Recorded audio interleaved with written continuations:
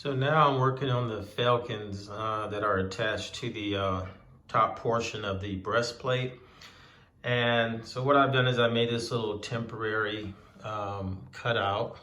I made two of them so I can position them to make sure that they look right on the sculpture. And once I did that, I made an outline of it. And now my plan is to take this cutout and recess it into the sculpture so that we'll have about 4 or 5 millimeters sticking out. That will allow me to shape the falcon so that it matches the curvature of the sculpture here. And once I've done that and get that in place, I've made cutouts for the falcon, and we'll just make them in layers and we'll add them on to the top to get the detail on the falcon that I desire. Initially, I used my adjustable soldering pin to remove that material. I wanted to make sure I stayed very close to the line so that I can get a very snug fit for that insert. And then I used the Dremel to clean the rest of it out. Here I am cutting out the panel that will actually fit over the insert that I'm making, and it represents the final surface of the sculpture, the one that I will put all the detail on.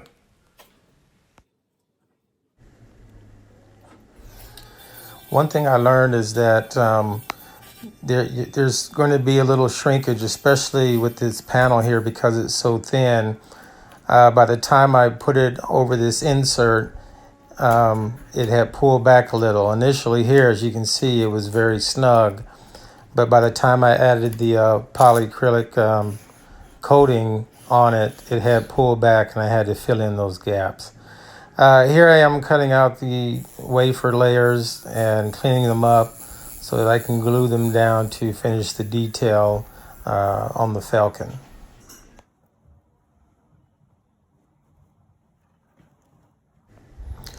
So this gluing process, you only get one shot at it. If you mess it up, you got to go back and make a whole nother one. So I was very careful, and luckily I was able to get it down with no problem. Then I went back and just sanded it up a little bit to knock down some of those edges so that it didn't look so hard. And then I applied my protective coating on it, of course. And that's how the falcons turned out.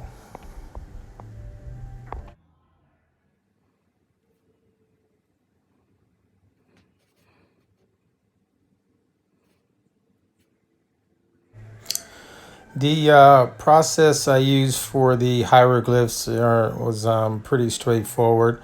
I just took a wafer, and by looking at the original sculpture, I lightly drew them out onto the wafer, and then I came back with my soldering gun set at a very low temperature, enough to where it wouldn't burn it, but I was able to write in the foam, and I just traced it out very lightly, and then I glued it down in place.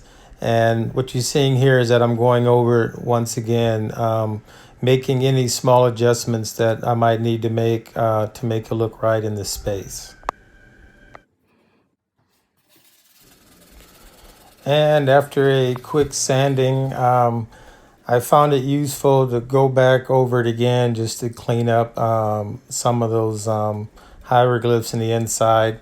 And I think I probably had my iron a little bit too hot. So when I do the back side of it, you'll see I made a little adjustment so that the hieroglyphs were a little more cleaner.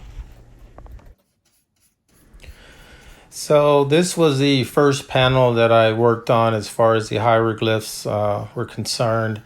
And I was able to work out a lot of the bugs, and I thought it turned out pretty well. Just overall, when it came to doing all of the hieroglyphs, obviously it was very time consuming, but it's one of those attention to detail things that I think in the end, it was worth it. Here I thought I'd share a little bit of the process in working on the back side. Okay, so for starters, I took my wafer strip and I lightly tack it down and get the markings of where it's going to enter and exit the back side of the sculpture.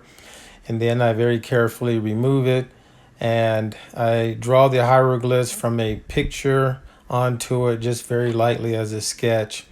And then I took my soldering pin, and remember I adjusted the heat to where it was optimal for what I was trying to do, and it cleaned up those grooves inside the strip a lot better. After that, I went back over after I sanded it down and cleaned it up a bit, and then I was ready to add my protectorant. Okay, so the first thing I did was to bring up that recessed portion of the ponytail up to the same level as the rest of the hieroglyphs. And once I did that, I sanded it down and added a little protection on it while I worked on that area. And as you can see, I've got a little cutout here that I've traced onto the back side of the sculpture. And this represents the inner diameter of the ponytail. So as you see here, this inside portion here, it's at a slightly less diameter than the outer portion. And so I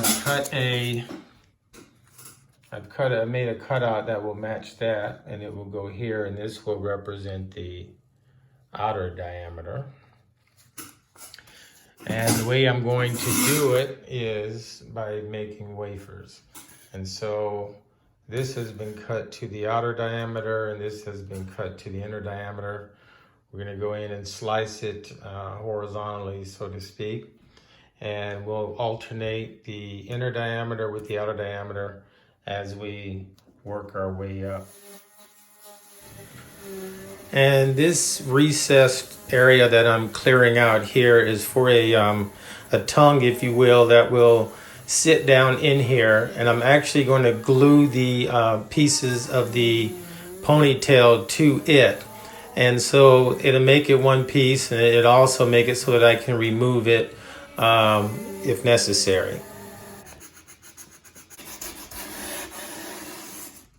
By choosing to make the ponytail all one piece, so all this would be one piece, and where it mates up here to the headdress. So what I've done is I made me a little plug to go in that recessed portion of the back side of the headdress, and also I filled in my little cutout area that I made on the back side of the sculpture.